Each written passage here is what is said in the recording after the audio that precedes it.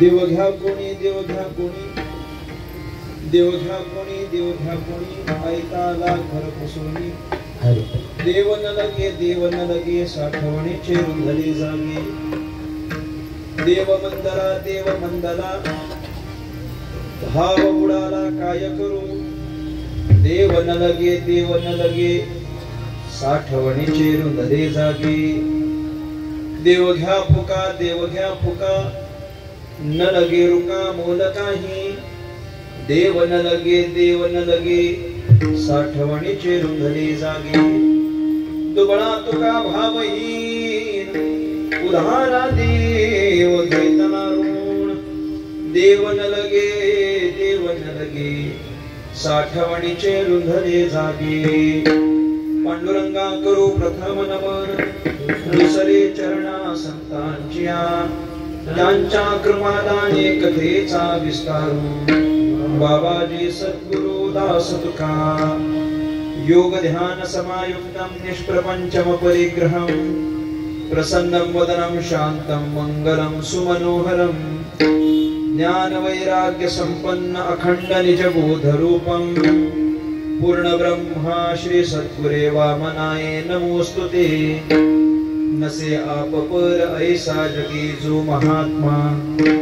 विरक्ती श्रेष्ठ भक्ती स्मरे नित्य रामा. तिथी माघ पौर्णिमा साधोजी वाट धरिले निज धामा. नमस्कार माझा सद्गुरु सावळा रामा. मस्तक माझा पायावरी या वारकरी संतांच्या. देव घ्या कोणी, देव घ्या कोणी, ऐता आला घर पुसोनी. देव न लगे, देव न लगे, साठवणीचे रुंधले जागे. विठ्ठला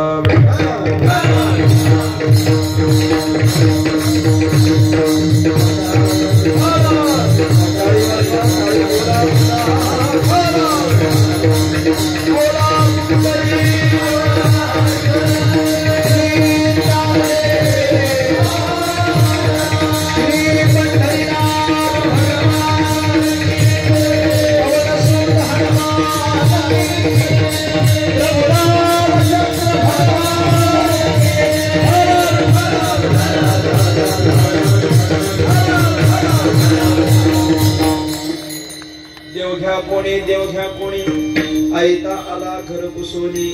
देव न लगे, देव न लगे, साठवणीचे रुंधले जागे.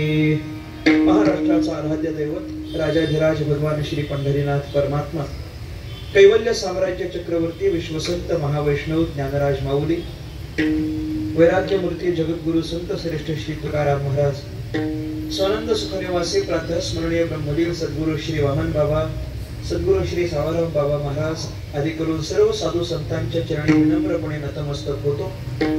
माझ्या समोर उपस्थित माझ्यापेक्षा ज्ञानाने, वयाने, अनुभवाने ज्येष्ठ श्रेष्ठ कीर्तनकार, प्रवचनकार, मातृभगिनी, श्रोता, गायक, वादक आदी करून कलाकार वर्ग, तेव्हा सर्वांच्या चरणी साष्टांग प्रणिपात करून परमात्म्याच्या संकीर्तनाला आरंभ करतो. विठ्ठला विठ्ठला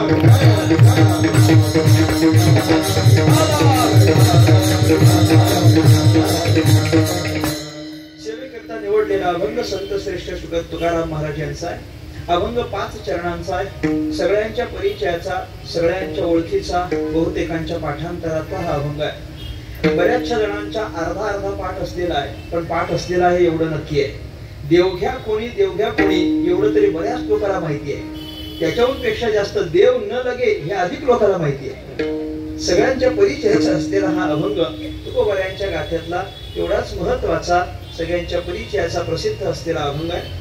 या अभंगाच्या माध्यमातून संत श्रेष्ठ श्री तुकाराम महाराजांनी प्रत्येक जीवानं भगवान परमात्म्याकडे प्रवृत्त होण्याकरिता काही ना काहीतरी जसं नेहमी कारण सांगितलंय, तसं आज कारण न सांगता स्वतः तुकाराम महाराज देव लोकांकडे घेऊन जातात आणि लोकांनी भगवान परमात्म्याला आत्मसात करावं, भगवंताला आपलासा करावा, भगवंताला ध्यावं, भगवंताच्या साधनेत उपासनेत प्रवृत्त व्हावं, याच्याकरिता तुकोबाऱ्यांच्या अंतःकरणातली जी अपेक्षा आहे ती पूर्ण करण्याकरिता आणि लोकांनी भगवान परमात्म्याकडे यावं याकरिता केलेले प्रयत्न या अभंगातून आपल्याला पाहायला मिळतील. तुकाराम महाराजांनी लोकांशी संवाद केलेला आहे. तुकाराम महाराज लोकांच्या दारात गेलेले आहेत. आपल्याला जे सुख प्राप्त आहे, आपल्याला जो आनंद प्राप्त आहे आणि त्या आनंदाचं कारण जो देव आहे तो देव या सगळ्या लोकांना मिळावा या पवित्र उद्देशानं तुकाराम महाराज लोकांच्या दारात उभे राहतात. विठ्ठला विठ्ठला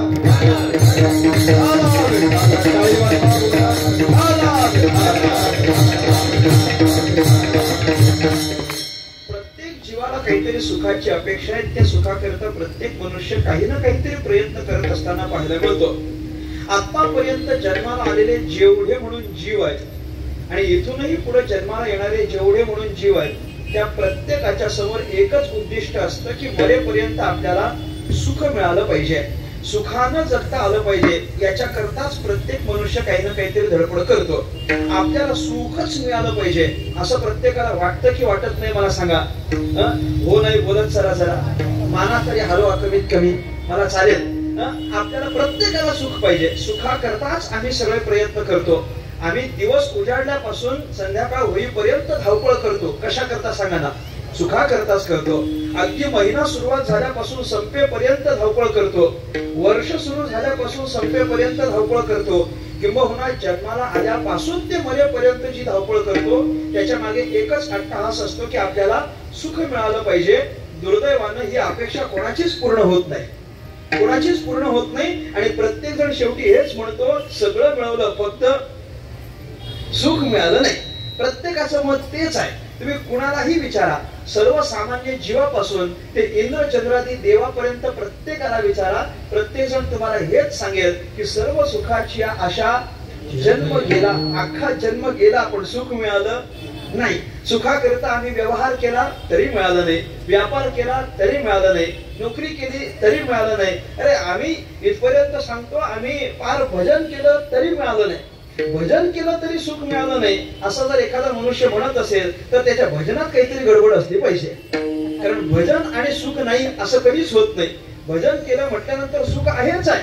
काकड्याला गेलो पण मजा नाही आली, मजा नाही आली मग तू झोपेत असशील. काहीतरी गडबड आहे म्हटल्यानंतर काहीतरी गडबड असल्याशिवाय भजनाच्या ठिकाणी सुख नाही असं होत नाही. प्रत्येक जण काही ना काहीतरी सुखाकरता प्रयत्न करतो. पण त्या सुखाची कारण शोधत असताना आम्ही व्यावहारिक पातळीवर फिरतो, प्रापंचिक पातळीवर फिरतो. लौकिकातल्या पदार्थापासून आपल्याला सुख मिळेल या अपेक्षेपोटी आम्ही जर प्रयत्न करत असू, अपेक्षा कोणाचीच पूर्ण होणार नाही. कारण अपेक्षित असलेलं सुख त्या लौकिक पदार्थातून मिळत नसतं. हे जे सुख जिथं मिळतं ते भगवान परमात्म्याचं ठिकाण आहे. आणि भगवंताकडूनच जर सगळ्यांना सुख मिळत असेल तर तुकोबारायांची अपेक्षा अशी आहे आपल्याकडे काहीच नाही पण सुखाला कमतरता आहे का? तुकाराम महाराजांकडे काय आहे? काहीच नाही, काहीच नाही. अगदी तुकाराम महाराजांची परिस्थितीच कशी आहे? जवळी येता चोर धाके ही तुकाराम महाराजांची परिस्थिती याची नाही. अगदी चोर सुद्धा आमच्याकडे यायला घाबरतात असं तुकोबाराय बोलतात.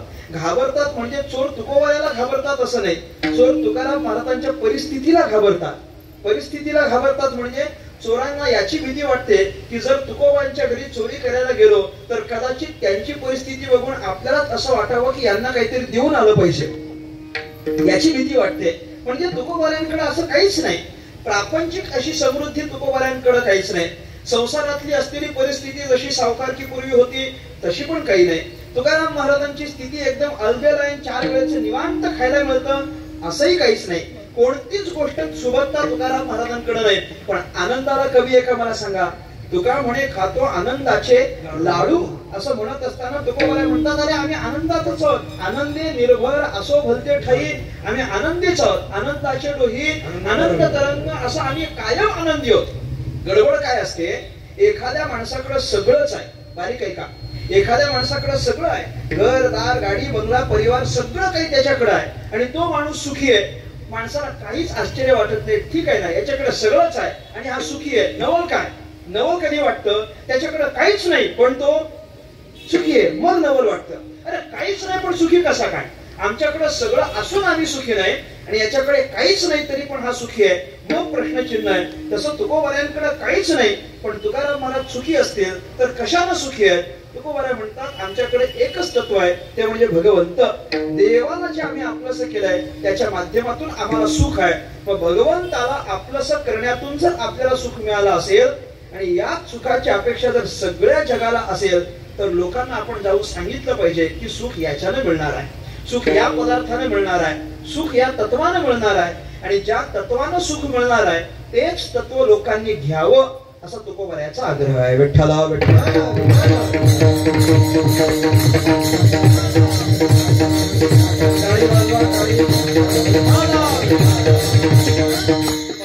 देवापर्यंत आपण जावं ही तुकोबरायांची प्रांजळ अपेक्षा. तुकोबराय बोलतात की नाही, देव पहावया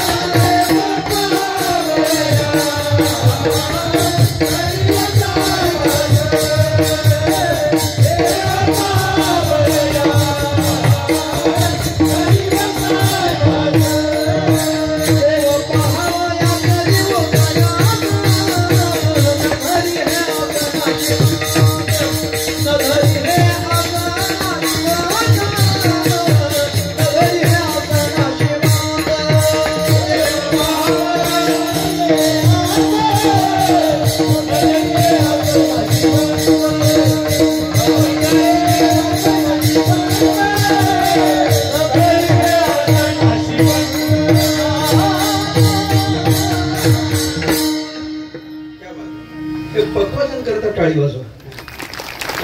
असं एकच रिदम चालू राहिला पाहिजे बरं का.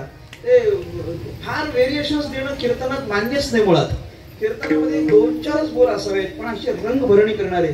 आता तुम्ही एवढी चाल गोड वाजवलीत की नाही त्याच्यामुळे ती रंगभरणी येत असते. काय आहे, भरपूर काही येत असताना सुद्धा सगळं बाजूला ठेवायचं, थोडंच वाजवायचं, त्याला कौशल्यच लागतं बघा. त्याला कौशल्य लागतं. भरपूर येत आहे तेवढं वाजवायचं नाही, त्यातलं सगळं सोडायचं. कीर्तन करायला किती पाहिजे, कीर्तन रंगण्याला किती पाहिजे, चालीला उभं राहायला काहीच नाही. एकच मुद्दा फक्त एकच असतो, आमच्या गाण्यानं तुमच्या वाजवण्यानं आपल्या साथीनं हे श्रोते फक्त डोलले ना समजायचं भजन चांगलं झालंय. हे यांना फक्त असं करता आलं पाहिजे. पण काय आपला काय विषय, देव पहावया करियो सायास न धरे हे आसना शिवंत. देव पहावया करियो सायास, ज्या देवानं आपल्याला सुख मिळणार आहे, देवाला आपल्यासा केल्याशिवाय सुख आहे का मला सांगा.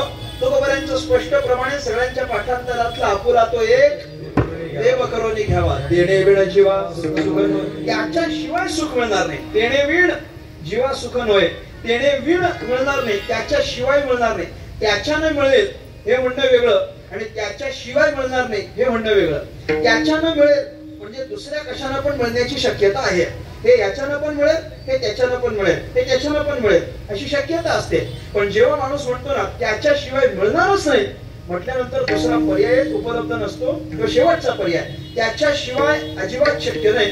देणे वीण जीवा सुख नोहे, त्याच्याशिवाय मिळणार नाही म्हणजे तो कंपल्सरी आहे. इंग्रजीत त्याला मॅन्डेटरी म्हणतात. त्याच्याशिवाय चालणारच नाही. सुख पाहिजे का, देवालाच आपलासा करावा लागेल. देवाला आपलासा केल्याशिवाय सुख मिळत नाही, त्याला जवळ घ्यावं लागतं. तेणे वीण म्हटलंय, अगदी त्याच्याशिवाय चालत नाही. हे मी उदाहरण देत असतो पटाव म्हणून. डोंबिवली भागात आमच्याच परिसरामध्ये काय आहे, सगळ्याच वेळेला वारकरीच लोक कीर्तन ठेवतात असं काही नाही. कधी कधी अवारकरी लोकांची पण अपेक्षा असते, बाबा आमच्या आईच्या पुण्यतिथीला, आमच्या बाबांच्या पुण्यतिथीला तुम्ही कीर्तन करा. ते काय होतं नेमका, अशी सगळी सुबत्ता असते, म्हणजे असं ठिकाण आहे, सगळे टाळकरी वगैरे व्यवस्थित, की आम्हाला चिंता नसते. पण ती मंडळी फोन करताना सांगतात, महाराज तुम्ही सगळं घेऊन येणार ना? सगळं. ते आम्ही आता आधी हा शब्द मी आयटीत काम करतो की नाही, आयटीत मी जॉबला आहे सॉफ्टवेअर इंजिनियर म्हणून. त्यामुळे तिकडं जो शब्द मी वापरतो तो शब्द मला बरेच दिवस इकडं ऐकायला नव्हता मिळाला, आता इकडं पण ऐकायला मिळायला लागला. पूर्वी त्याच क्षेत्रामध्ये पॅकेज हा शब्द होता, आम्हाला पॅकेज असायचं, आता इकडं पण पॅकेज आहे. ते मला म्हणतात, महाराज तुम्ही पॅकेज घ्या. पॅकेज म्हणजे ते आणखी एक शब्द आहे, त्याला पण म्हणणं बरं वाटत नाही मला, मी जय विठ्ठल झाल्यावर सांगेन. पॅकेज घ्या म्हणजे सगळं तुम्हीच आणायचं म्हणतात, सगळं. म्हणजे ते म्हटलं, मग ते गायक तुम्ही आणाल का? म्हटलं घेऊन येतो. म्हटलं मृदंग वादक, मी फार चांगलं बोललोय बरं, मृदंग वादक. नाही तर त्याने मला विचारलं होतं ढोलकीवाले, इथून सुरुवात होती त्याची. म्हटलं मृदंग वादक, म्हटलं ते मीच घेऊन येतो. ते म्हटलं मग ते काय पेटी लागते ती, म्हटलं ते पण मीच घेऊन येतो. मग ते साहित्य, तर ती मीच घेऊन येतो. ते म्हटलं मग ते टाळकरी लागतील काय अर्धा, ते म्हटलं ते पण मीच घेऊन येतो. म्हणजे सगळं तुम्ही घेऊन याल? मी त्याला म्हटलं सगळं मी घेऊन येतो, फक्त एक शंका आहे. तर म्हटलं काय? म्हटलं ऐकायला श्रोते असणार आहेत का टेम्पो पाठवता? म्हटलं नाही ते आहेत, तुम्ही या सगळे घेऊन या. आम्ही सगळे गेलो, सगळ्या तयारीनिशी गेलो. काय दुर्दैवानं कधी कधी अशा ठिकाणी पण कीर्तन करावी लागतात. पण मनस्वी आनंद याचा आहे की अशा सगळ्या सुबत्तेत कीर्तन करणं ही आपली कीर्तनाची उपासना आहे.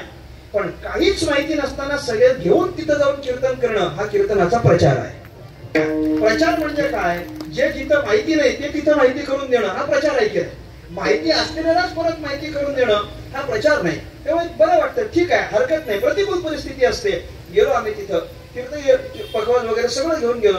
नेमका झाला असं, आमची ते टाळकरी त्या दिवशी वीणा आणायला विसरले. 10:30 पावणे 11 झाले. 10 ते 12चं कीर्तन सकाळचं 10:30 झाले, पावणे 11 झाले. ते घर मला कळलं, महाराज चालू करा तुमचं म्हणजे त्यांचा याच्याशी काही संबंध नाही, तुमचं तुम्ही चालू करा. म्हटलं तुमचं चालू करा. मी म्हटलं थांबा जरा, अजून वीणा आला नाही, तर एकदा का वीणा आला की मग सुरू करतो.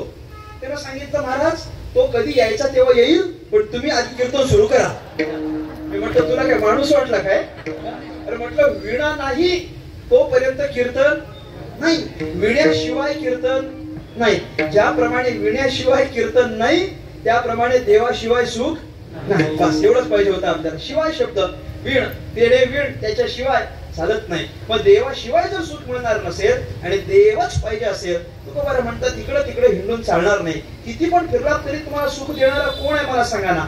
एक दुःखी मनुष्य दुसऱ्या एखाद्या दुःखी मनुष्याकडे गेला आणि आपल्याला सुख पाहिजे अशी अपेक्षा करायला लागला, तर त्याची अपेक्षा पूर्ण होईल काय?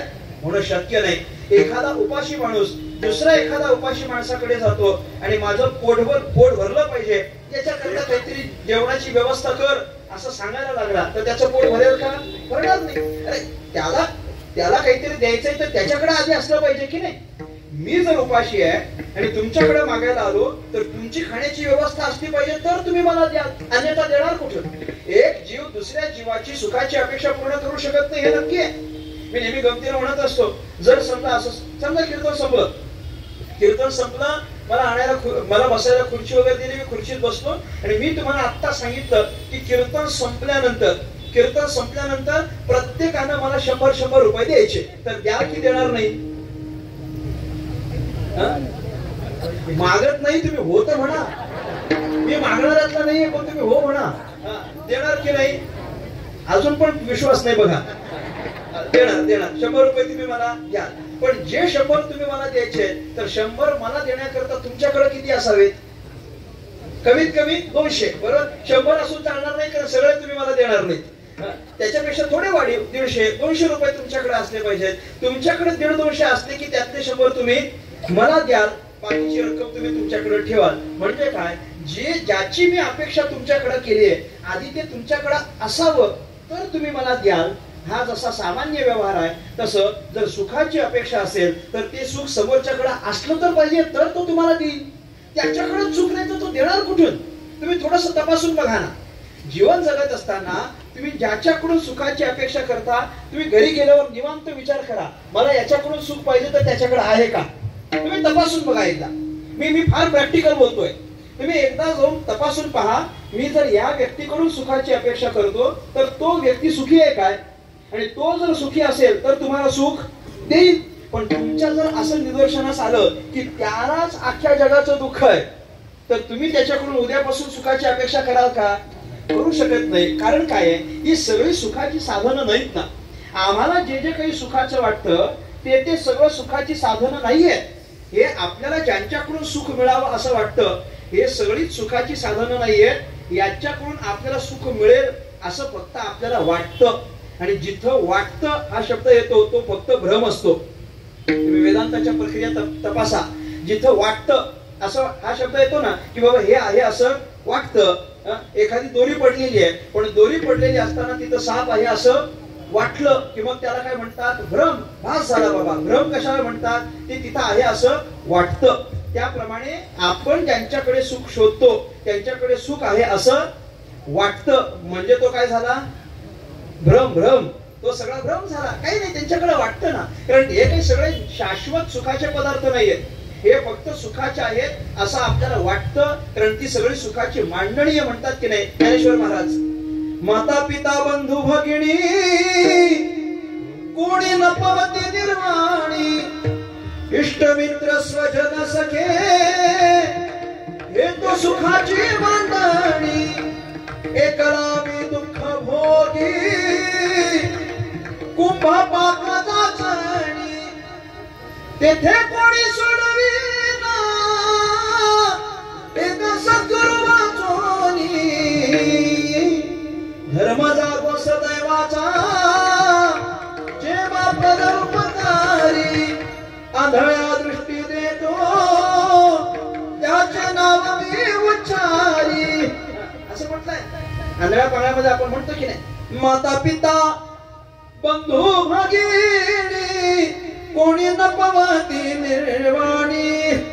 असं माता पिता बंधू भगिनी कोणी न पवती निर्वाणी.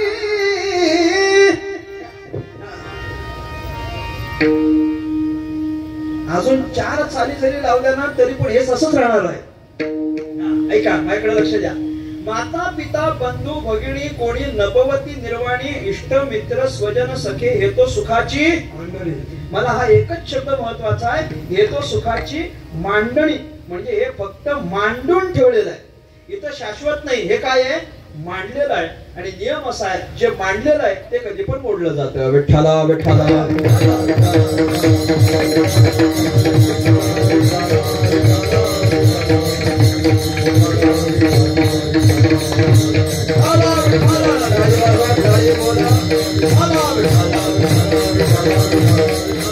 काय विषय सुरू आपला? हे तो सुखाची मांडणी. ही फक्त मांडणी. मांडलेलं आहे ते फक्त, ते काही खरं नसतं, ते फक्त मांडलेलं आहे. आणि जे मांडून ठेवलेलं असतं ते कधीही मोडू शकतं. म्हणून या लौकिक पदार्थांमध्ये सुख नाही, भगवंताकडं शाश्वत पदार्थ आहे, तिथं तुम्हाला सुख मिळेल. का सुख मिळेल? पुन्हा मी म्हणतो, सुख एवढ्या करता मिळेल कारण त्याच्याकडं सुख आहे म्हणून तो तुम्हाला देईल की नाही. सुखरूप ऐसे तुझे कोण सांगा, माझ्या पांडुरंगा सारे खातो. तो सुखरूप आहे, सर्व सुखाचे आगर बाप रखुमा देवीवर. तो सुखाचा आगर आहे, म्हणजे त्याच्याकडे सुख आहे आणि तो तुम्हाला सुख देऊ शकतो. म्हणून तुकोबारायांनी आग्रह केला, देव पहावया करियो सायास. देव पहा म्हणजे देवाला आपलंसं करा, देव घ्या, असा तुकाराम महाराजांचा आग्रह आहे. पण या आग्रहापोटी बरीचशी माणसं तुकोबारायांकडे आलीच आणि तुकाराम महाराजांच्या सोबत भजनाला लागली. असं काही तुकोबारायांना दिसलं नाही. सांगायचं काम केलं तुकाराम महाराजांनी की देव घ्या, देव घ्या, देवाच्या पाठी लागा, देवा करता प्रयत्न करा, देवा करता सायास करा, असं सांगितलं तुकाराम महाराजांनी. पण सांगण्यावरून कुणावर काही प्रभाव झालेला तुकोबारायांना दिसला नाही. जेव्हा आपल्या सांगण्यातून प्रभाव होत नाही असं तुकोबारायांना दिसलं, तेव्हा तुकाराम महाराजांना निश्चित झालं की सांगणं जेव्हा काम करत नाही तेव्हा दुसरा पर्याय निवडावा लागतो, त्याला कृती म्हणतात. दोन पद्धती आहेत की नाही, एक सांगण्याची आहे आणि दुसरी करण्याची आहे. एक सांगण्यातून असतं, दुसरं करण्यातून असतं. आणि संत मंडळींचं विशेष असं आहे की संत मंडळी दोन्ही पद्धती वापरतात. सहज बोलणे हितोपदेश करोनी सायास शिकविती. सहज बोलणे इथं बोलून आहे आणि करोनी सायास शिकविती इथं करून आहे. म्हणजे बोलून पण आहे आणि करून पण आहे. आधी सांगून पाहिलं, जमलं नाही, मग आता कृती करावी लागेल. देव घ्या असं सांगून जमलं नव्हतं. आता तुकाराम महाराज लोकांच्या दारी जातात आणि लोकांच्या दारोदार फिरून अगदी त्यांच्या दारात उभं राहून तुकाराम महाराज त्या लोकांना अगदी ओरडून सांगतात, काय आयता मी तुमच्याकडे घेऊन आलोय, आता तरी देव घ्या. अभंगाचं पहिलं चरण. देव घ्या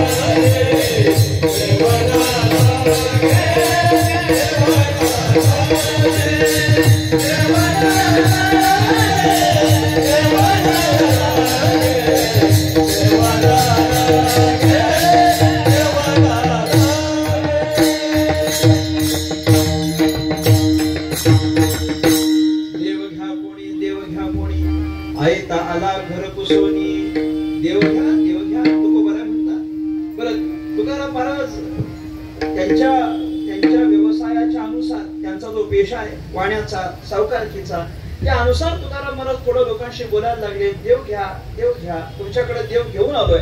बरं देव घेऊन आलोय म्हटल्यानंतर मी घेऊन आलेला देव जो तुम्हाला आत्मसात करायचा आहे त्याकरिता फार काही प्रयत्न करायची गरज नाही.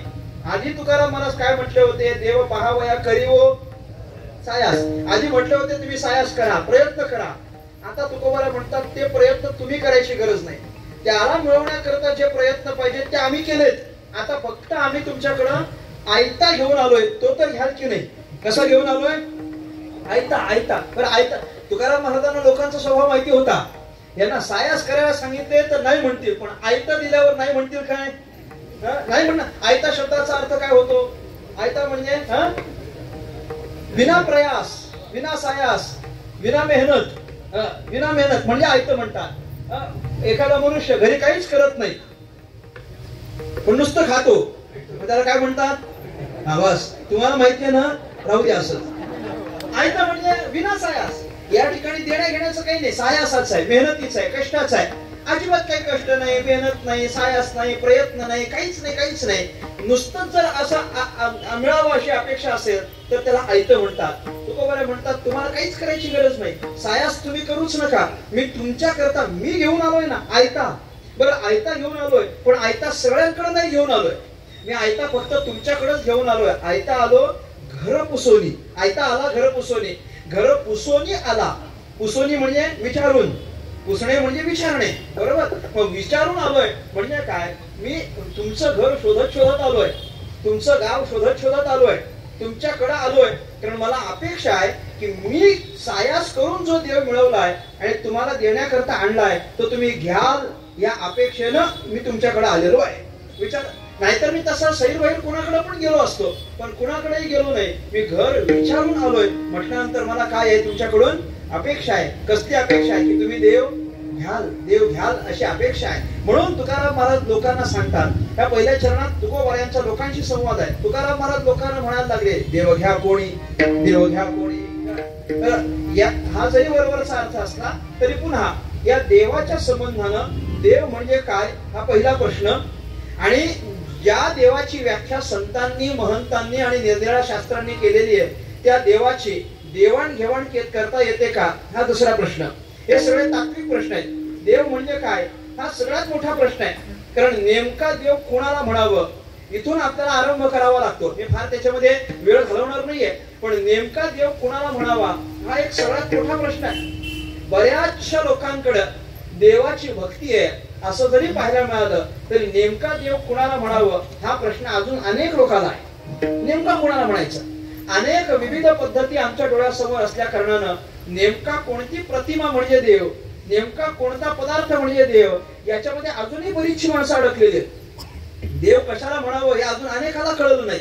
अनेकाला एकनाथ महाराजांनी ते याच्यावर चिंतन करत असताना एकदम अगदी ताशेने सोडलेले. एकनाथ महाराज चांगलंच बोलत नाहीत. एकनाथ महाराज म्हणतात, अरे अजून तुम्हाला कळलं नाही देव कशाला म्हणावं? काही घेता, कुठलाही पदार्थ आणता, कुठेही बसवता, काही नाव ठेवता, त्याला देव म्हणता. अरे असं कुठं असतं का म्हटलंय? असं चालत नाही म्हणे. कशाला पण देव म्हणता? एकनाथ महाराजांनी फार गोड वर्णन केलेलं आहे. शिळा तांब्याचे बाहुले केले,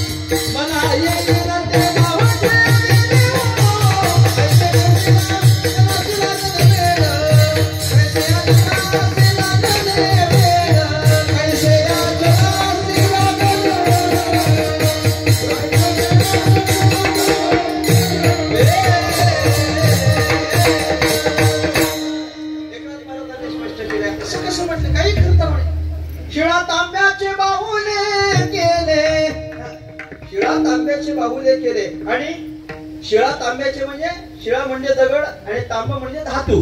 धातूचा एक फक्त उपचार म्हणून तांबा घेतला, अन्यथा कुठलाही धातू. शिळा तांब्याचे बाहुले केले, काहीतरी प्रतिकृती तयारी केली, पाट मांडून वरी बैसविले, पाट मांडून त्याच्यावर बसवलं आणि गंध अक्षता झाकोळीने, काहीतरी गंध अक्षता टाकली त्याच्यावर. वरच एकनाथ महाराज फार गोड बोलतात, मना येईल ते नाव ठेविले वो, कैसे या जनासी लागले वेड. एकनाथ महाराज म्हणतात, काय म्हणते कुठे आहेत ना असं, इकडं ऐकणे मला माहिती नाही. ते पूर्वी प्रत्येकाच्या शेतावर एक देव असायचा बघा, आहे का? तुमचे चेहरे असले म्हणजे नक्की आहेत, स्माईल आलेले चेहऱ्यावर नक्की असले पाहिजे. बरं ते देवांची नावं कशी आहेत मला सांगा. तुम्ही तरी फार चांगलं बोलताय म्हसोबा. ते बरीचशी काय काय अशी नावं असतात की ती कधीच ऐकलेली नाही, काहीच नाही. परत ती वास्तविक पाहता कुणीतरी आलं तिथं देवाची प्रतिष्ठापना केली असं काहीच नसतं. काहीतरी उगा देवासारखं दिसायला लागलं, कुणीतरी म्हणून त्याच्यावर काहीतरी राहिलेलं म्हणून पुष्प टाकलं, राहिलेलं म्हणून गुलाल टाकला, लगेच त्याचा देव झाला. अशा अनेक प्रकार घडतात. म्हणून या सगळ्याला देव म्हटलं तर चालतंय काय? एकनाथ महाराज म्हणतात, नाही नाही, कैसे जनासी लागले वेळ, उगा काहीतरी करतात म्हटलं. बऱ्याच वेळेला हनुमान जयंतीला हनुमंताच्या मूर्तीला लावून शेंदूर राहिला तर तो कुठल्या तरी दगडाला लावला जातो आणि 5-10 वर्षानंतर ते जागृत देवस्थान होतं, हे नवल आहे. पुन्हा 5-10 वर्षानंतर ते जागृत देवस्थान, म्हणजे ज्याला खरा शेंदूर लावला तो मागे पडतो, पण ज्याला राहिला म्हणून पुसला तो जागृत देवस्थान होऊन जातो. असं होतं. कशामुळे झालं? एकनाथ महाराज म्हणतात, मना येईल ते नाव ठेविले, कैसे या जनासी लागले वेळ. हे एवढा संकुचित देव नाहीये, एवढा संकुचित नाही, एवढं तुम्ही बारीक करू नका. देव ही भावना फार व्यापक आहे, फार व्यापक आहे. देवाची तशी देवाणघेवाण करता येत नाही. प्रत्येकाच्या अंतःकरणामध्ये वास्तव्य करणारं जे तत्व आहे त्यालाच देव म्हटलेलं आहे की नाही. अगदी म्हणत असताना एको देवो सर्व भूतेषु गुढः सर्वव्यापी सर्व भूतांतरात्मा, असं त्याचं चिंतन केलेलं आहे. सगळ्यांच्या अंतःकरणामध्ये वास्तव्याला असलेला, सामान्य रूपानं प्रत्येकाला ज्याची प्रचिती आहे पण विशेषत्वानं नाही, असा जो दिव्यतेची प्रचिती देणारा आहे तो देव आहे की नाही. दिव्यतेची प्रचिती देणारं जे तत्व असतं त्याला देव म्हणा. अगदी देव माझ्या समोर येईल आणि मला दिसेल अशी काही अपेक्षा करू नका. ज्या तत्वातून तुम्हाला दिव्यतेची प्रचिती येते त्याला तुम्ही बिनधास्त देव म्हणा. ज्याच्यातून कधी कधी माणसं म्हणतात की नाही नाही तुमच्याकडे पाहिल्यानंतर आम्हाला देवासारखं वाटतं. का देवासारखं वाटलं? काही नाही, त्या माणसाला पाहिल्यानंतर अंतःकरणामध्ये प्रसन्नता निर्माण झाली की त्याला देव म्हणा, देव म्हणा. काय आहे, मी अनेक वेळा म्हणत असतो, 2 तत्व, देव आणि संत. कुणाला म्हणायचं? ज्याला पाहिल्यानंतर आपल्या अंतःकरणाला प्रसन्नता होते त्याला देव म्हणा, त्याला संत म्हणा, त्याला साधू म्हणा. कारण ही प्रसन्नता सामान्य ठिकाणी नसतेच, ती एकतर देवाच्या ठिकाणी असते किंवा संतांच्या ठिकाणी असते. त्याच्यामुळे जिथं दिव्यता आहे, जिथे दिव्यतेचा प्रकाश आहे मग त्याला तुम्ही देव म्हणा. असा जो देव आहे त्याची पुन्हा देवाणघेवाण करता येते काय? तुकाराम महाराज आले म्हटले घ्या म्हणून लोकांनी घेतला आणि नंतर त्यांना पटला नाही म्हणून तुकाराम महाराजांना म्हटलं आता रिटर्न घ्या, तर चालतंय का? असं अशी देवाची देवाणघेवाण करता येत नाही. मग देव घ्या, देव घ्या म्हणजे काय सांगतात? तुकोबारे म्हणतात देव घ्या याचा अर्थ त्या देवाला आत्मसात करा. देवाला, देव नावाचं एक तत्व आहे, त्या देवाला तुम्ही आत्मसात करा, अंतःकरणामध्ये धारण करा. अंतःकरणामध्ये ज्या ज्या काही गोष्टी असतील त्या सगळ्या बाजूला करा, त्याला राहण्याकरिता जागा मोकळी करा. भगवंत येऊन राहील अशा पद्धतीचं आपलं अंतःकरण तयार करा, स्वच्छ करा, पवित्र करा, शुद्ध निर्मळ करा. मग तो भगवान परमात्मा येऊन राहील त्याची व्यवस्था तुम्ही करा. म्हणजे देव घ्या, म्हणजे देव घ्या, म्हणजे हे सगळं करा म्हणजे देव घ्या. बरं, एवढं सगळं करायचं आणि अंतःकरणामध्ये त्याला साठवायचा असं जर तुकाराम महाराज सांगत असतील तर तुकाराम महाराजांच्या या वचनाला लोकांनी आता प्रतिउत्तर दिलंय. पहिल्या चरणात जसं तुकाराम महाराज लोकांशी बोलतात तसं आता दुसऱ्या चरणात काय अपेक्षित आहे? लोकांनी तुकाराम महाराजांना प्रतिउत्तर देणं, काहीतरी रिप्लाय मिळाला पाहिजे ना. आधी तुकाराम महाराजांनी काय इनिशिएटिव्ह घेतलेला आहे कशा करता? देव घ्या हे सांगण्याकरता. आता लोक तुकाराम महाराजांना रिप्लाय देतात. लोक म्हणतात तुकाराम महाराज देव घेऊन आलात, ठीक आहे, विना सायास देता हेही ठीक आहे. घ्यायचं म्हटल्यानंतर काय फार असं मोकळं करायचं असं काही नाही, त्याला अंतःकरणात साठवायचं असं तुम्ही म्हणता हेही ठीक आहे. पण अडचण आहे. काय आहे? तुम्ही जो देव घेऊन आलेला आहात त्या देवाच्या संबंधानं आम्हाला फारशी आवड नसल्या कारणानं लोकांनी तुकाराम महाराजांना उत्तर दिलं काय? देव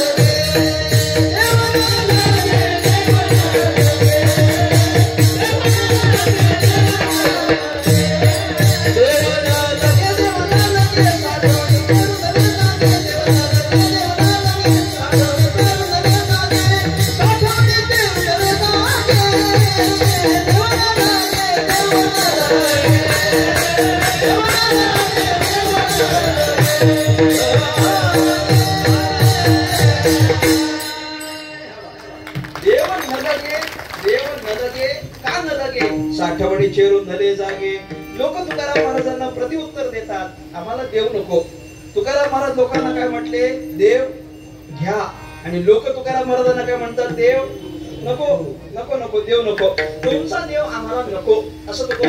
बरं, नको म्हटले हरकत नाही, पण कारण किती गमतीच आहे हो. कारण लोक म्हणतात आम्हाला देव नको, याचं कारण साठवणीचे रुंदले जागे. म्हणजे आम्हाला देव नको, आमच्याकडं देव ठेवायला जागा नाही. काय गमतीचं कारण आहे हो, आमच्याकडे देव ठेवायला जागा नाही. बरं, ज्या अर्थी लोकांनी तुकाराम महाराजांना उत्तर दिलंय की आमच्याकडे देव ठेवायला जागा नाही, त्या अर्थी देव ठेवायला जागा लागते हे नक्की. ते पहा, एक थोडासा फिरवून विचार करा. लोक म्हणतात देव ठेवायला जागा नाही, म्हणजे देव ठेवायला जागा नक्की लागते ना.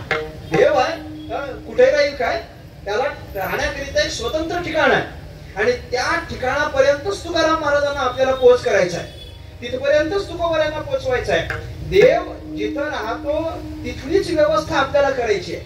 सगळं काही आहे, सगळं आहे, ती जागा पण आहे आणि देव पण आहे. फक्त त्या जागेवर देव राहील याची व्यवस्था आपल्याला करायची आहे, बस. याची व्यवस्था, हे व्यवस्थापन करण्याकरता तुकाराम महाराजांचा आग्रह आहे. आपल्याकडे जागा आहे, फक्त तिथं देव राहील एवढी जागा नाही. ऐका, जागा नाही असं नाही, जागा नाही असं आहे का? नाही, जागा आहे, फक्त देव राहील अशी जागा नाही. लोक काय म्हटले? काय साठवणीचे रुंदले जागे. देव ठेवायला, देव साठवायला जागा नाही. म्हणजे देवाला साठवता येतो. कुठं साठवता येतो? प्रमाण प्रसिद्ध आहेत. साठविला राहे हृदय संपुष्टी. भगवान परमात्मा हृदयात राहत असेल तर हृदय ही भगवंताची राहण्याची जागा आहे. हृदय ही भगवंताची राहण्याची जागा आहे आणि त्याच ठिकाणी भगवान परमात्म्याला राहता यावं याचीच आपल्याला व्यवस्था करायची आहे. याची व्यवस्था करायची आहे. कारण हृदय सगळ्यांच्याच ठिकाणी आहे, पण देव राहील अशी व्यवस्था नाही ना अजून. झालंय असं आमचं की देव सोडून बाकी सगळ्याला जागा आहे, किंवा बाकी सगळंच भरून ठेवलेलं असल्या कारणानं देवाला जागा राहिली. तुम्ही बिनधास्त खरं बोलू शकता. देवाला राहिलं आता तिथं जागा राहिलेली नाही. बाकी बरंच काही काही भरलंय ना. अगोदरच एवढं काही मटेरियल आहे, एवढं काही माल तिथं भरलेला आहे की त्याच्यामुळे देव, बरं बाकीचा आपण जो माल भरलाय आतापर्यंत, देव त्याच्या सोबत राहील एवढ्या पण योग्यतेचा तो माल नाही ना. तसं जरी असतं तरी देवाने ऍडजस्ट केलं असतं थोडंफार, पण तशाही पात्रतेचं ते नाही ना. आम्ही आमच्या अंतःकरणात काय काय भरून ठेवलेलं आहे याची मला वाटतं जाणीव प्रत्येकाला आहे. ते सांगण्याकरता कीर्तन नाही, नको, काही गरज पण नाही. आपल्या अंतःकरणात काय काय असतं हे सांगण्याकरता स्वतंत्र 2 तास घालवायची गरज आहे का? काहीच नाही, प्रत्येकाला माहिती आहे. आणि जेवढं काही आपण आपल्या अंतःकरणात साठवलंय त्या साठवलेल्या पदार्थावरून देव तिथं राहू शकत नाही, हे नक्की आहे की नाही? हो म्हणा तुम्ही, मला माहिती आहे. तिथं देव राहू शकत नाही, याचे मग काय करावं लागेल? तिथं देव राहता येईल याच्याकरता देवाची राहण्याची ती जागा आहे ना. जराबांनी स्पष्ट केलं की नाही? दहिला पंढरीचा चोर, गळा बांधून या दोर, हृदय बंदीखाना केला, आता विठ्ठल कोंडीला. हृदय बंदीखाना केला असेल तर हृदय हीच देवाची राहण्याची जागा आहे. आणि ती जागा बाकी पदार्थांना भरलेली असल्या कारणानं देव ठेवायला जागा नाही, हे लोकांना तुकोबाऱ्यांना प्रतिउत्तर आहे. विठ्ठला विठ्ठला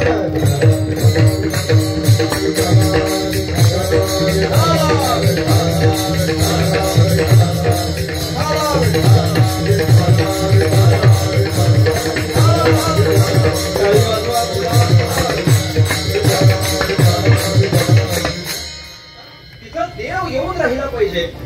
भरपूर पदार्थ साठवलेले आहेत, निरनिराळे विषय आम्ही तिथं साठवलेले आहेत आणि अनेक विषयांना जागा दिल्या कारणानं भगवंत तिथं राहण्याची कोणतीच शक्यता नाही. ज्या विषयांच्या ठिकाणी आपलं अंतःकरण रमलेलं आहे त्या विषयांच्या ठिकाणी भगवंत रमत नाही, म्हणून भगवान परमात्मा तिथं राहू शकत नाही. शब्द स्पर्श रूप रस गंध आदी करून जे पंच विषय आहेत त्या विषयांना आम्ही आमच्या अंतःकरणामध्ये एवढी मोठी जागा दिलेली आहे की त्यामुळे आता देवाला राहायला जागा राहिलेली नाही. आम्ही सगळेच विषयामध्ये अंतर्गत केलंय. विषय ओढी बोलले जीव आता यांची कोण करील कीव उपजे नारायणी भाव पावने ठाव नरदेह. तुकाराम महाराज म्हणतात विषयांची आपल्या अंतःकरणामध्ये उपलब्धी असल्या कारणानं झालंय काय, नुपजे नारायणी भाव. नुपजे म्हणजे न उपजे, नारायणी भाव न उपजे. कारण काय, विषय ओढी बोलले जीव. विषयांच्या ठिकाणी आमची संलग्नता झाल्या कारणानं नारायणी भाव न उपजे. विषय तिथं अगोदर पासूनच ठाण मांडून असल्या कारणानं तिथं भगवान परमात्म्याच्या संबंधानं अपेक्षित जो भाव आहे तो निर्माण होत नसेल तर भगवंत तिथं आम्ही ठेवू शकत नाही. म्हणून लोक म्हणतात साठवणीचे रुंदले जागे, देव ठेवायला जागा नाही. आणि जागा नाही म्हटल्यानंतर ती तयार करावी ही तुकोबरायांची अपेक्षा, तयार करावी लागते. अरे देवाला राहण्याकरता जागा अशीच नसते, ती तयार करावी लागते. मी गमतीला म्हणत असतो, अंतःकरण जर शुद्ध नसेल तर देवाला येण्याकरता ते शुद्ध करावं लागतं. का म्हणे चित्त करारे निर्मळ येऊन गोपाळ राहे, तिथे प्रसिद्ध प्रमाण आहे. पण तिथं तुम्हाला तयार करावं लागेल. ते का तयार करावं लागेल, अरे देव आहे ना तो. देव अपेक्षा आहे की नाही देवानं अंतःकरणात येऊन राहावं अशी, देवानं आमच्या अंतःकरणात हृदयात येऊन राहावं अशी अपेक्षा आहे की नाही म्हणता, आहे. म्हणजे त्यानं आपल्या हृदयात राहिलं पाहिजे की नाही, राहिलं पाहिजे. मग तो राहील या योग्यतेचं आपलं हृदय आपण तयार केलं पाहिजे की नाही, केलं पाहिजे. साहजिक आहे. मी फार सोपं सांगतोय, मी फार काहीच शास्त्र बोलत नाही, मी अगदी सोपं बोलतो. देवाला राहण्याकरिता जी जागा आहे ती जागा देवाच्या योग्यतेची आम्हाला तयार करावीच लागेल, नाही तर तो येतच नाही ना, तो येतच नाही. मी सामान्य बोलतो. मला सांगा, कीर्तनाला आला किंवा कीर्तनापेक्षा एखाद्या लग्न समारंभात गेला, एखाद्या कुठल्या तरी सहकार्याच्या कार्यक्रमाला गेला, तिथं कार्यक्रमाला गेलो, मोठा स्टेज घातला होता आणि समोर भरपूर खुर्च्या ठेवल्या होत्या बसण्याकरिता आपल्याला. आपण तिथं लग्नात किंवा कार्यक्रमात बसण्याकरिता जेव्हा खुर्चीवर जातो तेव्हा खुर्चीत बसण्याच्या अगोदर बोट लावून पाहतो की नाही, मला सांगा. असं लगेच आपण बोट लावून पाहतो की नाही, काय पाहिलं मला सांगा. म्हणजे ती खुर्ची स्वच्छ आहे की नाही हे तुम्ही पाहिलं कधी, बसण्याच्या. मग सामान्य आपण खुर्चीत बसण्याच्या आधी ती खुर्ची स्वच्छ आहे की नाही ही तपासणी करत असू, तो तर देव आहे. तो देव आहे, तो तुमचं हृदय थोडंफार तर तपासील की नाही, थोडंफार तर तपासील की नाही. आणि तो तपासून बघेल इथं धूळ आहे की नाही. तो पण अशी दोन बोटं लावून पाहतो ना, तो पण करून बघतो. आणि त्याला जर निदर्शनास आलं की यांचं हृदय शुद्ध आहे तर तो त्वरित येऊन राहतो. पण हे हृदय शुद्ध नाही असं जर त्याला कळलं तर तो हृदयात येऊन राहत कसं काय राहील मला सांगा. धूळ तुम्हाला जर खुर्चीवर दिसते तुम्ही खुर्चीत बसता काय, नाही. आम्ही खुर्चीत बसत नाही. एक तर आम्ही ती स्वच्छ करतो किंवा तिथल्या कुठल्या तरी एखाद्या कार्यकर्त्याला सांगतो, अरे खुर्चीवर फार धूळ आहे बघ, साफ करायला सांग. मग कुणीतरी येऊन स्वच्छ करतं, नंतर आम्ही त्याच्यावर बसतो. मग हा जर आपला सामान्य जीवाचा जर नियम असेल तर भगवंत सुद्धा आपल्या हृदयाची तपासणी करतो. शुद्ध दिसलं तो येऊन राहतो, अशुद्ध असेल राहत नाही. आमची चित्त, आमचं हृदय, आमचं अंतःकरण हे निरनिराळ्या सगळ्या विषयांच्या मुळे ते अशुद्ध झालेलं असल्या कारणानं तिथं देवाला ठेवायला जागा राहिलेली नाही. विठ्ठला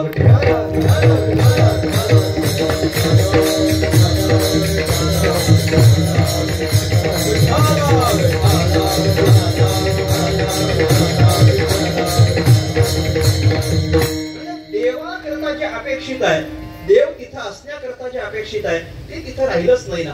तुकाराम महाराजांना माहिती आहे, देव घेऊन आलेले तुकाराम महाराज आहेत, त्यांना हे पण माहिती आहे की हा देव जर तुम्हाला घ्यायचा असेल तर तुमच्याकडे काय असलं पाहिजे, कोणता पदार्थ असला पाहिजे तर हे मिळेल. हे तुकोबारांना ठाऊक आहे आणि ते तुमच्याकडे आता नाही, हे तुकोबारांना दिसतंय. नुपजे नारायणी भाव, हे जे मी मगाशी म्हणालो की नाही, अंतःकरणात देवाच्या संबंधानं भाव राहिला नाही, भाव निर्माण होत नाही विषयांच्या मुळे. आणि भाव निर्माण न होणं हे तुकाराम महाराजांच्या चिंतेचं कारण आहे. आता तुकाराम महाराजांना चिंता आहे, बोले पहिल्या चरणात तुकाराम महाराज लोकांशी बोलले, बरोबर की नाही. पहिल्या चरणात तुकाराम महाराज लोकांशी बोलले, दुसऱ्या चरणात लोक तुकाराम महाराजांशी बोलतात. आता तिसऱ्या चरणात काय होत आहे? तिसऱ्या चरणात तुकाराम महाराज लोकांशी बोलत नाही आणि तिसऱ्या चरणात लोक तुकाराम महाराजांशी बोलत नाही. मग काय आहे? तिसऱ्या चरणात तुकाराम महाराज स्वतःशीच बोलायला लागलेत. आता ऐका, देव मंदला भाव बुडाला काय करू, हे तुकोबाई स्वतःशीच बोलतात. आता आधी तुकाराम महाराज लोकांना बोलले, लोकांनी तुकाराम महाराजांना उत्तर दिलं. तुकोबाई म्हणत होते देव घ्या, लोक म्हणत होते देव नको. ते बरोबर होतं बघा. मी म्हणतो देव घ्या, तुम्ही म्हणता असंच होतं पहा.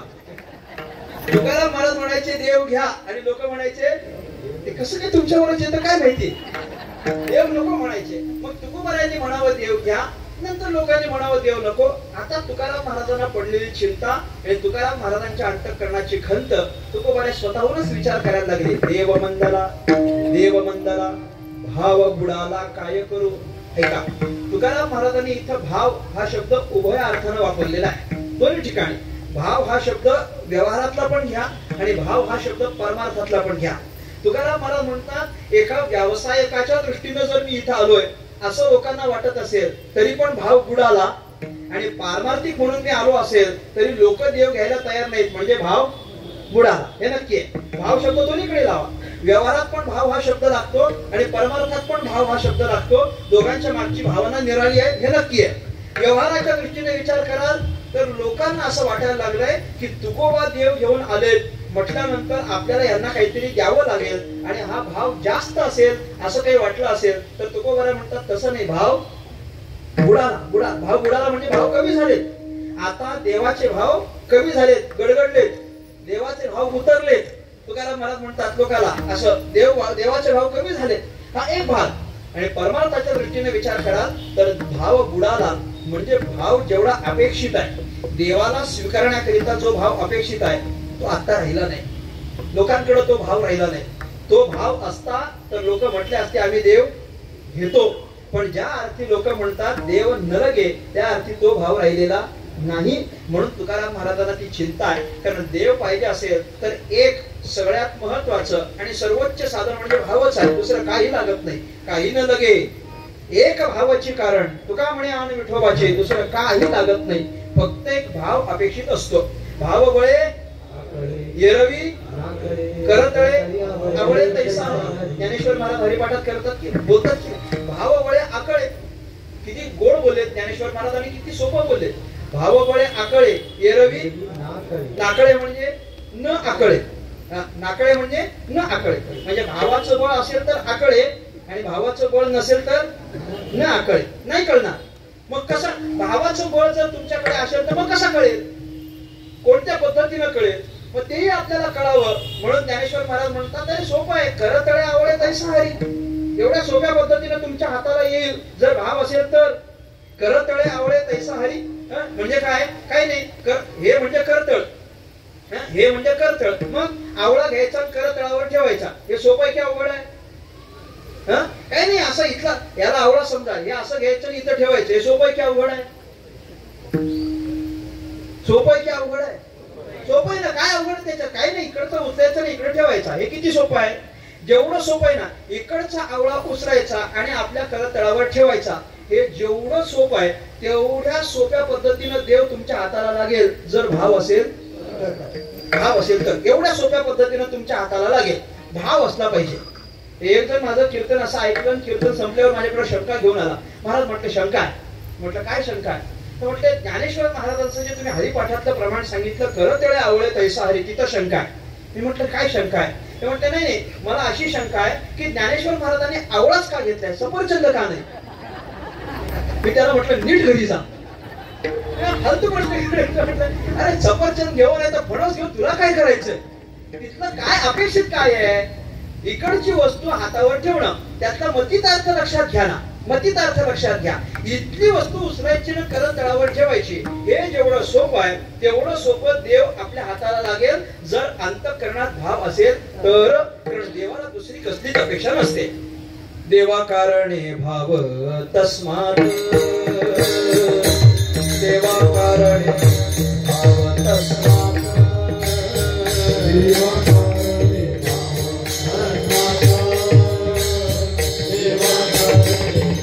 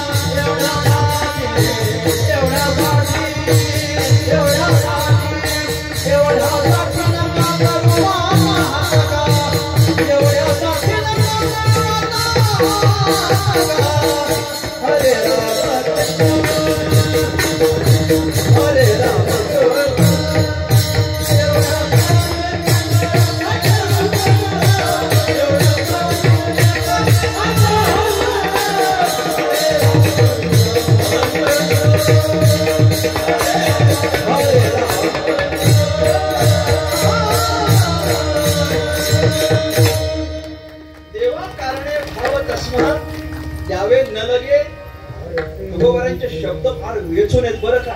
तुकोबारा म्हणतात देवा कारणे भावत अस्मात द्यावे न लगे. मला हा एकच शब्द महत्वाचा आहे, फारसे वित्त. द्यावे न लगे फारसे म्हणजे फार द्यावं लागत नाही. तुकोबारांच्या शब्दाचा विचार करा, फार द्यावं लागत नाही म्हणजे थोडं द्यावंच लागतं. आमच्या देवाचं असंच आहे, त्याला फार नाही लागत पण थोडं लागतच, कारण त्याचा नियमच आहे घेशी देवा देशी. ऐसा असं शिवदार असं शिवदार याच्यात नो डाऊट, पण देशी देवाच देशी. आधी तो काहीतरी घेतो आणि नंतर तो काहीतरी देतो. मग द्यावे न लगे फार असे वित्त, फार नाही द्यावं लागत, थोडं तरी द्यावं लागतं की नाही. मग थोडं म्हणजे काय, मग तुकाराम महाराज ते पण सांगतात, झाले एक चित्त तरी बहुत. हे थोडं आहे, काही नाही, एक चित्त, एवढं एक चित्त त्याला देऊन टाका. म्हणजे चित्ताचं एकत्रीकरण करून इतर सगळीकडे विखुरलेलं जे आपलं चित्त आहे ते सगळं तिथून काढायचं आणि एका देवाच्या ठिकाणी लावायचं. असं एक चित्त तुम्ही करा, तो देवाच्या पायी भाव समर्पित करा. बस एवढ्यासाठी नका करू आता एवढंच करायचं, बाकी फार काहीच नाही करायचं. इकडं तिकडं विखुरलेलं एकत्र करायचं आणि देवाच्या चरणी लावायचं, एवढंच आपल्याला करायचं आहे. एवढ्यासाठी नका करू आता हात का. देवाला भाव पाहिजे, अन्य काही नाही पाहिजे. तुकाराम महाराजांना दिसलं हा भावच फक्त देवाच्या ठिकाणी लोकांच्या ठिकाणी राहिला नाही, आणि लोकांकडे हा भाव नसेल तर मग तुकाराम महाराज म्हणतात भाव बुडाला काय करू. देवाला भाव द्यावाच लागतो. मी गमत सांगू, गमतीने वाक्य म्हणत असतो, देवाला भाव द्यावाच लागतो. तुम्ही व्यवहारात लावा आता, नाहीतर परमार्थात लावा, पण मी म्हणत असतो तुम्ही जर देवाला भाव दिलत तर देव तुम्हाला भाव देईल. लक्षात घ्या, तुम्ही देवाला भाव द्या तरच देव तुम्हाला भाव देईल. नाहीतर फुकटच्या फाकट देव आपल्याला भाव द्यायला एवढा मोकळा त्याला तरी का भाव द्यावा हो? नुसता भाव देईल का आपल्याला? त्याला भाव समर्पित करावा लागतो. तो भाव त्यांच्या ठिकाणी नाही, लोकांच्या ठिकाणी नाही. म्हणून तुकाराम महाराज स्वतःची चिंता व्यक्त करतात. देव मंदला भाव बुडाला काय करू विठोबा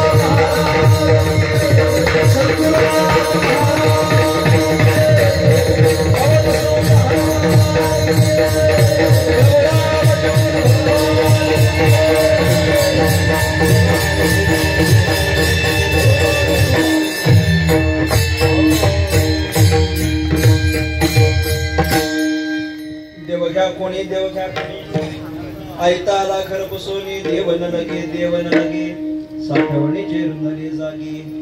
देव मंदला भाव बुडाला काय करू देवन लगे साठवणीचे रुंदले जागी.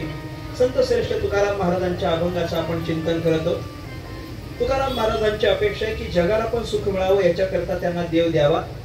कारण देवा व्यतिरिक्त अन्य कोणत्याच पदार्थांना सुखाची कल्पना करता येत नाही. देवाला आपलंसं करण्यात जर ही माणसं यशस्वी झाली तरच त्यांना सुखाची प्राप्ती होणार आहे. म्हणून तुम्ही देव घ्या सांगण्याकरिता तुकाराम महाराज आले. लोकांनी तुकाराम महाराजांना उत्तर दिलंय आम्हाला देव नको. आता तुकाराम महाराज चिंतन करतात देव मंदला भाव बुडाला काय करू. अगदी जो अपेक्षित भाव आहे तो सुद्धा संपला किंवा लोकांकडे नाही तर करावं काय. कारण देवाला अपेक्षित फक्त भाव असतो, तो अन्य काही जाणत नाही. पै भक्ती कमी जाणे येत साने थोर न म्हणे आम्ही भावाचे पाहुणे बोलते आहोत. आम्ही भावाचे पाहुणे ते स्वतः देव सांगतो की आम्हाला दुसरं काहीच लागत नाही. मी फक्त भक्ती आणि भाव एवढंच पाहतो, दुसरं काही पाहत नाही. भक्ती भाव पाहणारा भगवंत आहे. भगवंतानं दुसरं काही पाहिलंच नाही. बाकी काही पाहिलं असतं तर कोणाकडे कोणत्या गुणांची विशेषता होती मला सांगा. कुठल्या गुणांची विशेषता.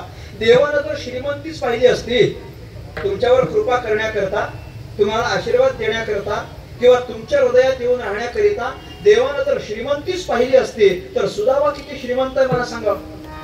सुदामा काय श्रीमंत होता? बरं, देवानं जर रूपच तुमचं बघितलं असतं, तुम्हाला जर असं वाटत असेल की बाबा आपण जर सुंदर दिसलो तर देव येऊन राहील, असं सौंदर्य जर भगवंतानं पाहिलं असतं तर कुब्जा काय सुंदर होती?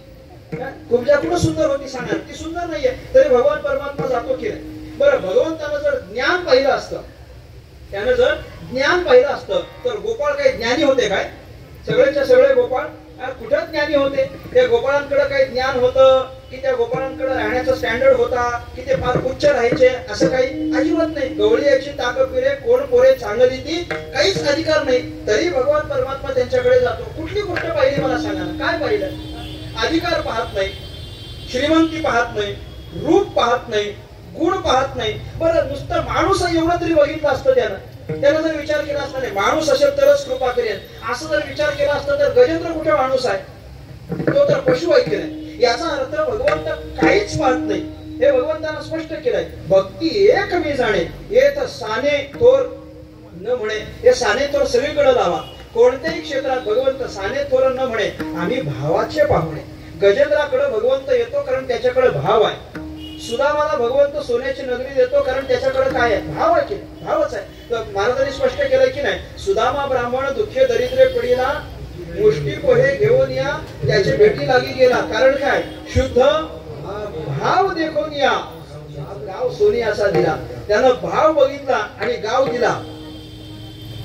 आणि नुसता गाव दिला नाही, अख्खा सोन्याचा दिला. मी गमतीनं म्हणत असतो, सुदामाला अख्खा गाव दिला. आपल्याला कमीत कमी आपलं घर तर देईल की नाही, देईल की नाही, देईल. फक्त आपण कोण झालो पाहिजे, सुदामा झालो पाहिजे.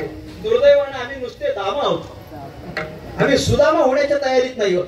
तुम्ही सुदामा झालं की भगवान तर दुसरा पाहत नाही. म्हणजे या सगळ्यांच्या ठिकाणी भगवान परमात्म्याला फक्त भावच तपासला असेल तर त्याला फक्त भावच द्यावा लागतो. आणि जो भाव अपेक्षित आहे तो म्हणतात राहिलाच नाही ना, भाव बुडाला काय करू. आता तुकाराम महाराजांशी स्वतःशी काय काय करून झालं मला सांगावं. आतापर्यंत तुकाराम महाराज लोकांकडे गेले, देव घ्या म्हणून सांगितलं. लोक तुकाराम महाराजांना म्हणायला लागले देव नको. आता तुकाराम महाराज चिंतन करतात, हे लोक देव नको म्हणायला लागले. मग मनातल्या मनात तुकोबारायांची खंत आहे की यांच्याकडे तो भाव राहिलेला नाही. किंवा दुसरा व्यावसायिक विचार की या लोकांना वाटलं असेल की बाबा यांचा तुकाराम महाराजांचा भाव फार जास्त असेल. व्यावसायिक विचारानं तुकाराम महाराज आता पुढच्या चरणात लोकांसाठी बोलणार आहे. तुकाराम महाराज म्हणतात बघा, तसं तर देवासाठी भाव लागतो आणि व्यवहारातला पण तुम्हाला भाव अपेक्षित असेल तर मी तुम्हाला स्पष्ट सांगतो, जो देव मी तुमच्याकरता घेऊन आलोय त्याच्याकरिता काही भाव नाही. तर तुम्हाला जर वाटत असेल ना की जास्तीचे पैसे द्यावे लागत असतील तर तशातला काही भाग नाही. देवग्या फुका नरदे रुका मोरक आहे. मी तुम्हाला फार स्पष्ट सांगतो, म्हणे इथं तुम्हाला पैसा द्यायची गरज नाही. पैसा एक अगदी रुका तेव्हाचं चलन, एक रुपया सुद्धा तुम्हाला खर्च करायची गरज नाही. दमडी सुद्धा द्यायची गरज नाही. पैसे द्यायची गरज नाही. तुम्हाला फक्त काय पाहिजे, भाव अपेक्षित आहे. अन्यथा देवाला काहीच लागत नाही. देवच्या फुका म्हणजे फुकट. आता हे तर तुकाराम महाराजांनी, म्हणजे तुकाराम महाराज किती मोठे मानसशास्त्रज्ञ होते हे इथून दिसून येतं. कारण लोकांची मन तुकाराम महाराजांनी चांगली तपासली आहेत. तुकाराम महाराज म्हणतात यांना विकत दिलं तर घेणार नाही, पण फुकट नक्की घेणार. फुकट दिलं तर कामाचं नसलं तरी घेणार की नाही, घेणार. कारण काय, ते कसं आहे, फुकट म्हटल्यानंतर लोक घेतात. गमतीनं म्हणत असतो, काय अनुभव आहे तो आणि इथलाच आहे, जवळचाच आहे तुमच्याच. म्हणजे आमच्या बाबतीतला अनुभव काय झालं, मी लहान होतो तेव्हा मी वारीला चालायचो. आमची वारी आळंदीपर्यंत, अंबरनाथ धोके इथून चालत असणारी वारी इथपर्यंत आळंदीपर्यंत येते. आणि हाच आमचा मार्ग असतो. आपल्या इथूनच लोणावळ्यातून जाते आणि आपलं हे जे भैरवनाथाचं मंदिर आहे ना खंडाळ्याच्या तलावाच्या शेजारी, तिथे आमचा मुक्काम असायचा पूर्वी. आणि त्या मुक्कामाला आम्ही थांबलो. रात्रीच्या वेळेला मुक्कामाला थांबलो, कीर्तन संपलं. दरवर्षी तिथं मुक्कामाला थांबलो की आमच्या अंबरनाथ नगर परिषदेकडून एक ॲम्ब्युलन्स आणि काही डॉक्टर्स तिथे येतात. आणि मग ते कीर्तन संपल्यानंतर अनाउन्समेंट झाली, ज्याला जे काही दुखत असेल, कोणाला काही आजार झाला असेल तर बाहेर एक ॲम्ब्युलन्स उभी आहे आणि ॲम्ब्युलन्स मध्ये डॉक्टर्स आहेत. तुमची तपासणी सुद्धा होईल आणि तुम्हाला औषधं पण मिळतील. तपासणी आणि औषधं अगदी मोफत उपलब्ध आहेत. आता मोफत आहेत म्हटल्यानंतर मोठी रांग लागली की नाही. मी म्हटलं काय गमत आहे, आपण बघावं. म्हणून मी बघण्याकरता गेलो. लहान होतो असं ते दरवाजाच्या बाजूला असं उभा राहिलो. ते डॉक्टर्स होते, तपासत होते. ते कोण काय म्हणतंय, कोण काय मागतंय, असं सगळं चालू होतं. एक माणूस आला आणि त्यानं डॉक्टरांना विचारलं, तुमच्याकडे कुठल्या गोळ्या आहेत. डॉक्टर म्हटलं तुला कुठल्या पाहिजेत. तुला कुठल्या म्हणजे आमच्याकडे सगळ्या आहेत म्हणे, तुला कोणत्या गोळ्या हव्यात. त्याला सांगितलं कोणत्या गोळ्या हव्यात नाही, सगळ्या गोळ्या आहेत का. कोणत्या सगळ्या गोळ्या आहेत. मग एक काम करा, काय करा, मला एक पाकिट पोटदुखीचं द्या, एक पाकिट डोकेदुखीचं द्या, एक पाकिट तापाचं द्या, एक पाकिट शरीरदुखीचं द्या आणि एक पाकिट उलटीचं द्या. डॉक्टरांनी विचारलं तुला आता काय होत आहे. म्हटलं आता काहीच होत नाही. म्हटलं आता काहीच नाही होत, तू एवढं कशाला पाहिजे. आता याचं तर उत्तर द्या. बस फुकट आहे. एवढं सगळं का पाहिजे, कारण कसं उपलब्ध आहे, फुकट आहे ना, मग घ्यायला काय हरकत आहे. फुकट आहे म्हटल्यानंतर काही नाही, नुसतं घ्यायचं. ते पंढरपूरला जात असताना नाही का एकादशी असली तरी पण मग राजगिऱ्याचा लाडू, केळी, पुढं कुठेतरी निवांत गेलं की ते सगळं व्यवहार करायचा असं बाहेर. बाबा आजच्या दिवसाची एवढी मिळकत असं काय फुकट आहे म्हटल्यानंतर काय फुकट असल्यावर घेतील. तुकाराम महाराज विचार करतात ज्यांना फुकट सांगितलं तर हे नक्की घेतील. म्हणून तुकाराम म्हणतात देव घ्या फुका न लगे रुका बोल काही. अगदी काहीच द्यायची गरज नाही तरी तुम्ही देव घ्या. काही न देता देव घ्या, काही सायास न करता देव घ्या. लोकांनी तुकाराम महाराजांना उत्तर दिलं जरी तुम्ही फुकट द्यायला तयार असलात तरी देव न लगे साठवणीचे रुंधले जागे. देव न लगे, देव घ्या देव न लगे, देव वंदला देव न लगे, देव घ्या फुका देव न लगे. तरी पण लोक म्हणतात नाहीच आम्हाला देव नकोच. सरते शेवटी आता तुकाराम महाराज लोकांना म्हणतात असं करू नका. मी सुरुवातीलाच सांगितलं की नाही मी तुमच्याकडे का आलोय. आयता आला घर विचारून आलोय आणि माझी अपेक्षा आहे की तुम्ही हा देव घ्याल. याच्याकरता मी दुसरा कुठून तरी घेऊन आलोय की नाही. एखादा व्यापार करता काय करतो, दुसऱ्या कुठून तरी वस्तू पदार्थ घेऊन येतो आणि मग तो दुसऱ्या कुठल्या तरी शहराला किंवा गावाला जाऊन विकतो. पण ते आणण्याकरता अगोदर त्यानं काहीतरी खर्च केलेला असतं की नाही. तसं तुकोबाराय म्हणतात अरे हा देव जो मी घेऊन आलो तो सहज घेऊन आलो नाही. हा देव मी कुणाकडून तरी मागून आणलाय किंवा घेण्याकरता कष्ट केलेले आहेत. पण आता जर तुम्ही सगळेच नाही म्हणत असाल तर हे सगळं माझ्यावर तसंच राहील. म्हणजे कसं राहील, देव तुम्ही जर घेतला नाही तर तो माझ्याकडे राहील. ऐका, देव तुम्ही घेतला नाही तर तो तसाच राहील. माल संपला नाही तर तो तसाच राहतो की नाही. मग देव जर तुम्ही घेतला नाही तर तो माझ्याकडे तसाच राहील. पण करू काय, का तो देव तसाच माझ्याकडे राहावा किंवा मी ठेवावा एवढा भाव माझ्याकडे तरी कुठे म्हटले. दुबळा तुका भावहीन. तुकोबाराय म्हणतात मी दुबळा आहे, भावहीन. तुकाराम महाराज म्हणतात देवाला ठेवता येईल एवढा भाव माझ्याकडे पण नाही. म्हणून मी तुम्हाला सांगतो की तुम्ही घ्या. आणि जर नाही घेतला तर उधारा देव घेतला ऋण. अरे मी कोणाकडून तरी उधार आणलाय, कोणाकडून तरी ऋण म्हणजे कोणाची तरी माझ्यावर ऋण आहे म्हणजे उधार आणला असेल तर मी तुम्हाला विनंती करतो की तुम्ही तो देव घ्या.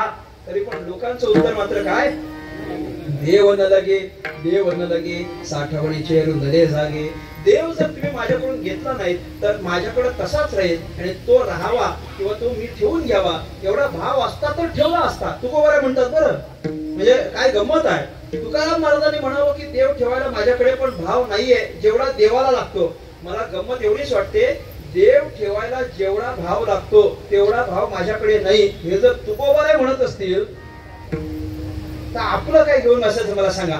आपला भाव तो काय, पण तेवढा भाव आमच्याकडे नाही. म्हणून तुकाराम महाराज लोकांना विनंती करून सांगतात की घ्या ना रे, घ्या ना, घ्या देव घ्या. आयता घेऊन आलोय, काहीच प्रयास नाही, कायात सायास नाही, फुकट आहे, भाव पण फार नाही. एवढी विनंती करून तुकोबाराय सांगतात तरी पण लोक घेत नाहीत. मग तुकाराम महाराजांना वाटतं माझ्याबद्दल यांच्या अंतःकरणामध्ये थोडीशी का होईना सहानुभूती निर्माण होईल. म्हणून तुकाराम महाराज शेवटी म्हणायला लागले दुबळा तुका भावहीन, दुबळा तुका भावहीन.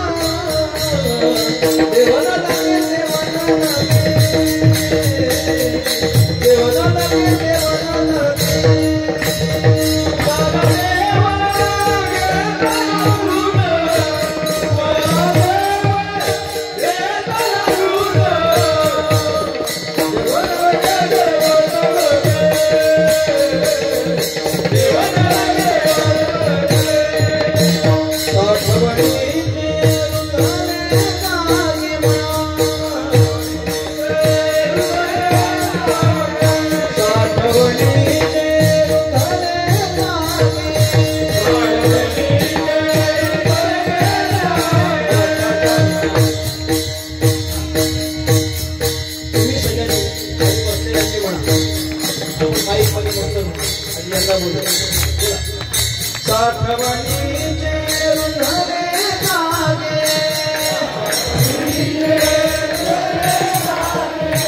साठवणीचे रुंधले जागे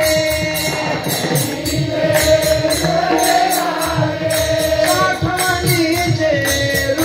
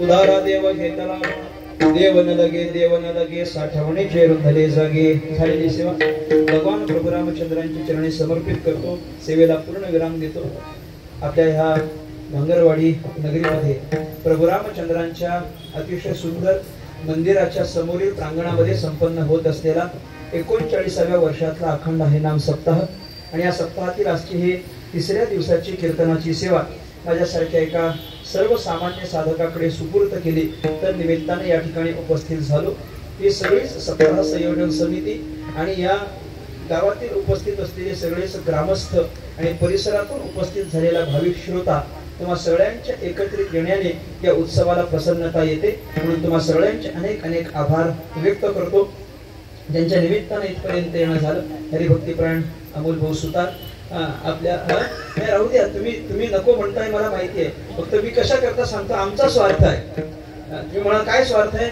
ते परत कोणाला बोलवायचं झालं तर कोणाला संपर्क करावा हे समजलं पाहिजे की नाही बस म्हणून आम्ही तुमचं नाव ढकलून देतो असं नाही या मंडळींमुळे सप्ताह संयोजन समिती पूर्ण संयोजन त्यांचं नाव घेतलं म्हणजे त्यांचं घेतलं असं नाही त्यांचं घेतलं म्हणजे सप्ताह संयोजन समितीचं घेतलं त्यांचं घेतलं म्हणजे या ग्रामस्थाचं घेतलं या सगळ्यांच्या माध्यमातून इथपर्यंत आलो आणि इथे आल्यानंतर अगदी म्हणजे कसं आहे काही काही ठिकाणी सेवेला गेल्यानंतर मग असं वाटत असतं दुरून आलो मी गा दुःख झाले दारू असं वाटतं कधी कधी काय किती लांब जावं 400-500 किलोमीटर जायचं काहीच नसतं फार मग ते असंच वाटतं दुःख झाले झालं. पण मग काही काही ठिकाणे अशी असतात, जसं आजचं ठिकाण आहे, इथं आल्यानंतर मग असं वाटतं भाग गेला, क्षीण गेला, अवघा झाला आनंद. अशा पद्धतीची प्रचिती अत्यंत रमणीय असलेलं हे ठिकाण आहे. आणि ठिकाण रमणीय आहे हे कशावरून? ज्या अर्थी सेवेला आनंद मिळतो, सेवेला प्रसन्नता मिळते, त्या अर्थी ही अत्यंत प्रासादिक अशी जागा आहे. तुम्ही सगळेच अत्यंत प्रसन्न अंतःकरणानं आणि प्रसन्न मुद्रेनं आपलं कीर्तन श्रवण केलं. तुम्हा सगळ्या श्रोत्यांचे अनेक आभार व्यक्त करतो. असे श्रोते आम्हाला रोज रोज मिळत नाहीत बरं का, रोज मिळत नाही. मी रोजचा एवढा भाग्यवंत नसतो एवढे चांगले श्रोते मिळायला. आपण चांगले नेहमी स्मित हास्य तुमच्या चेहऱ्यावर ठेवून अगदी सन्मुख माझ्या आहात, पण अगदी प्रसन्न चेहऱ्याने श्रवण केलं. असंच श्रोते असे प्रसन्न असले पाहिजेत. मी खरंच सांगेन कुठेतरी गेल्यानंतर की श्रोते कसे पाहिजेत. मी सांगेल भांगरवाडीच्या सप्त्याला जाऊन बघा, तसे श्रोते पाहिजेत. कोण असे टवटवीत श्रोते पाहिजेत, टवटवीत. मी गमतीला म्हणत असतो, श्रोते टवटवीत पाहिजेत, कमीत कमी पुढचे तरी. बाकी बघू मागचं काय असेल ते. समोरचे असे श्रोते प्रसन्न असते की वक्त्याला बोलायला बरं वाटत असतं. आपण प्रसन्न बुद्धीने कीर्तन श्रवण केलं. तुम्हा सगळ्यांचे अनेक आभार व्यक्त करतो. सगळेच गायनाचार्य मंडळी उत्तम अशी त्यांनी मला साथ दिली. आनंदाची गोष्ट अशी की त्यांचा भरपूर पाठा असेल, पण कीर्तनात कोणतंही प्रमाण देऊन मला त्यांनी डिस्टर्ब केलं नाही अजिबात. त्याबद्दल खरंच मी त्यांचा आभार व्यक्त करेन. उद्याचे कीर्तनकार पण तुम्हाला असेच आहेत बरं का, त्यांना असं प्रमाण वगैरे चालत नाही आमच्यासारखंच. परंतु आपण अगदी योग्य पद्धतीनं कीर्तनाला जेवढं पूरक आहे तेवढं, अगदी मृदंगमुळे सुद्धा त्याच पद्धतीचं जेवढं कीर्तनाला पाहिजे, हार्मोनियम वादक जेवढं कीर्तनाला आवश्यक आहे तेवढंच. जसं भाजीमध्ये मीठ जेवढं चवीपुरतं असावं, तसं हे सगळं संगीत चवीपुरताच असावं आणि आपण त्याच पद्धतीनं साथ केलीत म्हणून तुमचे विशेष मी आभार व्यक्त करीन.